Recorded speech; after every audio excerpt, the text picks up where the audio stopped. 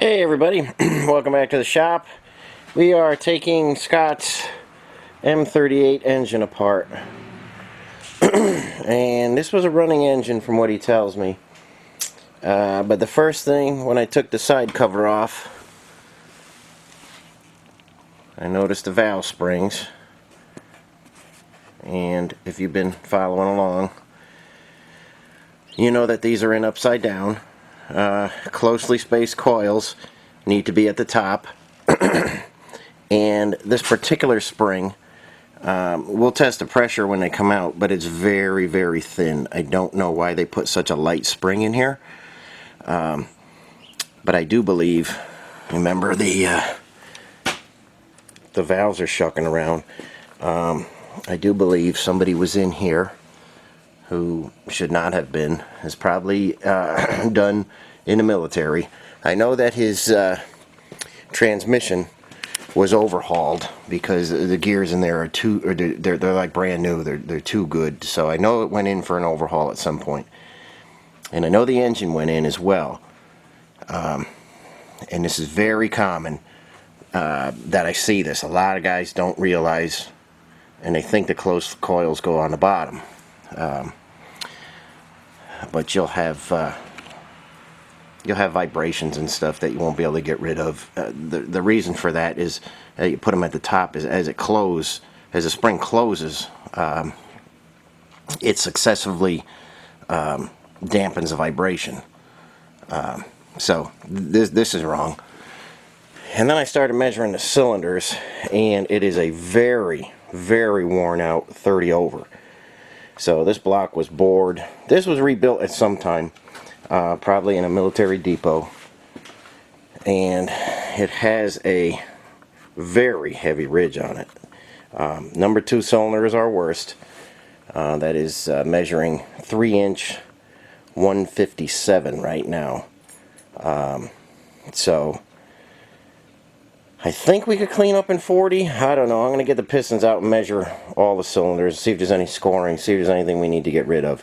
But this engine, I thought was an original engine, but like I say, it has been rebuilt, and it's just really, really worn out. So I'm pulling this apart today while I'm waiting on the rest of the bearings. I'm waiting on the main bearings for Adolfo's engine, and we still have him bagged up, rust-free, cleaned, ready to assemble. And I still haven't machined the crank yet. I got to machine the keyway and the crank. But learn from this. Don't put your valve springs in upside down. And like I say, we're going to measure these when they come out. I could tell by the diameter of the spring. It is a very, very light spring compared to what should be in there. I don't know what's going on there. The cam gear here looks very, very fresh, and so does the crank gear. We'll see what the crank looks like when we take it out. It may have been turned, it might not have been. I don't know. I don't know how far they went on this, but it absolutely has been bored and driven pretty hard, because it's really, for the amount of miles on it, it is really beat up. I'll continue on. I'm going to get the valve springs and all that stuff out next.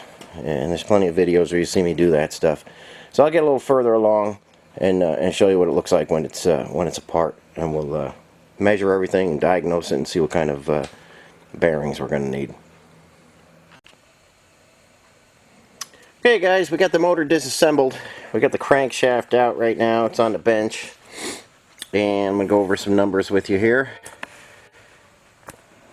Okay, that top number there, 2,333 1/10, 2,334 to 1/10. That is your crank specs. There are our numbers there. So you can see we have a 10 thousandths cut on this crank. Our rods, 1,937.5 to 1,938 3/10 are your factory specs. And you can see all our numbers from 1 to 4. and we are 10 there as well. Rear main from the factory is 2-inch 310.5, and to make the gaskets work these days, we need to weld and grind that to 2-inch 335. So the crank isn't in terrible shape. Number 4 rod, that's catching my fingernail. That's bad, and they didn't radius. I don't like the way they radius the corners here. It's a little too straight for my taste, and it's really scored up. So we'll get in there and throw a nice radius, and less likely to crack. Rear main seal surface isn't terrible, but it's going to be too small. The mains don't look terrible. We could probably get away with polishing them, but I'm going to cut this one 20/20. And like I say, keyways are good. Crankshaft is in pretty good shape overall. You can see where we've got some wear, and if any of the surfaces kind of catch your nail, it's worth polishing or regrinding. So there are numbers again, if you want to write them down. That's the factory spec on the mains. That's the factory spec on the rods, and then you could do the math from there. Like I say, this was cut 10/10. We know somebody's been in here, and it's not terrible. You know, a 20/20 crank is very good. So we'll get this boxed up. I've got another one right there that's going out as well, and we'll get these off to the crank grinder. Okay, we are going to talk about some valves and some keepers, and specific to the M38 and very late L-head blocks, and I'm going to get set up for that, and I'll be right back with you. Okay guys, this is something you don't see often, and I mostly see it on M38s or extremely late 3As. Okay, so what I have here is your standard. That's your intake valve, original. This is your exhaust valve, original to this M38. And this is a replacement intake and a replacement exhaust. This is your normal setup on every L head. You have the big keepers. Try and get you in here as best I can. Okay, you have big keepers like this.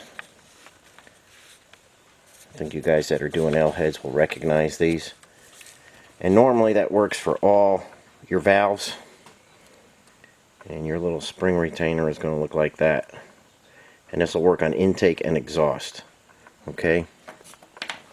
Now on some late model L heads, they started getting into exhaust rotators. And the very first ones looked like this. It just slips on the end of your valve right there. But when you use that, you need these real thin keepers. And you can still get these. There's guys selling these. They're expensive, but not terrible. And you need this special. See how that's got a bottom to it compared to the original? See how big that hole is there? That hole's smaller because it has a bottom. So, if you have all your original parts and you want to put your rotators back, that's okay.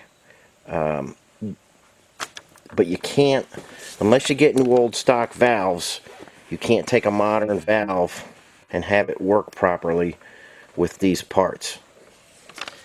This area right here is smaller than this area. So when you adjust your valve and you think you have it adjusted, you're going to push the spring up almost 20 thousandths of an inch before the valve starts actuating. So you're going to get your engine all assembled and you're going to be chasing your valve adjustment, and you're not going to know why it's not running right, and it's just going to drive you crazy. And like I say, there's probably only, 4 people that have gone through this. This is not very common. It's mostly on M38s I see it. Not the norm. But if you ever do run into this, find yourself some new old stock valves. And I can put new old stock valves in this because I have a source for them, but I don't like the quality of the old valves compared to the modern valves. They're much better, the modern valves. So what we're going to do is switch back to this style. We use all these guys. We're not going to put the rotators in there. The rotators were common and real big on the F-heads, and they worked great. These weren't the best. They did work, and I'm sure they put these in when they rebuilt the engine. They don't work real great, not like the later ones. And we're going to go back to the original style, like every L-head had. We're going to put, and these are only on the exhaust, remember. We're going to put good exhaust valves in, and we're going to put very hard exhaust seats in there. So, I'm certain, I've built plenty of engines that way, and they last forever. But I just want to bring this to your attention, because if you put these in and use it with modern valves, your engine isn't going to run right. It's going to be way out of whack as far as your exhaust valve won't lift. By the time you get enough lift to open the exhaust valve, it's ready to close. So it's not going to be open. You're going to be chasing demons, and you're going to be trying to figure out what's wrong. These rotators and these keepers and your retainer there, they're only going to work with original valves. Don't try and use modern valves. This valve, the modern valve, is longer, and this part right here is shorter by over 20 thousandths, and it's not going to work for you. And you might think, you can adjust your valve or cut your valve, or just don't try anything unless you have all your original parts or new old stock parts. It's the only way those are going to work correctly. I'm not happy with the valves that came out of this engine, so I don't want to put new old stock valves to try and get these to work. Like I say, we're going to have super hard seats in there. I'm not worried about the little rotator feature of this. So we're going to put these to the side, get all the same keepers, and put new high quality well-made valves in there, and that'll be a long-lasting engine. Don't get caught up with this. If you put together an engine like this and you're having trouble with it, and you just don't know where to go because everything is new and you think everything is adjusted right, this is what's giving you problems. You'll be able to feel this when you put that together. There's going to be up-down play, and that is going to move before the valve opens too much. So I know there's probably only maybe 1-2 other guys out there that are having this trouble, but I just want to let you know, if you ever do run across it, don't get caught up putting new valves with old rotators. Okay, I think we beat that to death enough. The block is stripped. We've got a lot of broken bolts in it. I'll go over there and show you what we got to extract out of there, and we'll keep moving on it. Okay, we're over at the block, and the engine plate, stud and nut that holds on, has given up. So we got one broken bolt there. We did get out our oil galley plug there. Standard that an exhaust an intake manifold bolt would break, so we got one right there,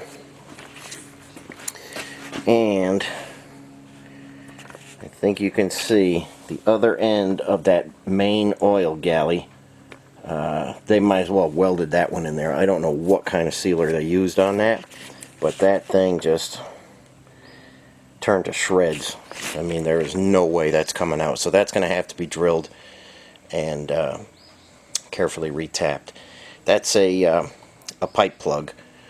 So we'll just get in the center of that, drill it out, and get all the junk out of there and retap it and get a new plug for that. So luckily all the head studs came out, and we've got new ARP studs for that. Scott brought them in for me. A couple different sizes here, because you got the lifting lug on here and everything, so a couple different sizes. But engine came apart with no real surprises, other than the valve springs being upside down, the rotators in there. That can be a problem, but we're on top of that, and it's ready for bolt removal. We're going to knock all these guides out.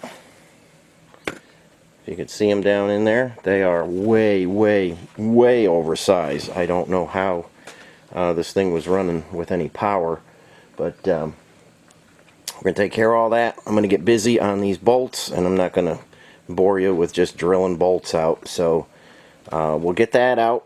We'll get this washed up, and we'll figure out where we're at on the pistons. I think we're going to have to take this one 40. I think it'll clean up in 40. If not, we're going to have to jump to 60s. But I'm going to do a little more careful measuring on that. And we're going to end this video here. And that pretty much completes the disassembly of this guy. So thanks for watching. I hope somebody got some good information out of this. And I will catch you on the next video when this block is nice and clean.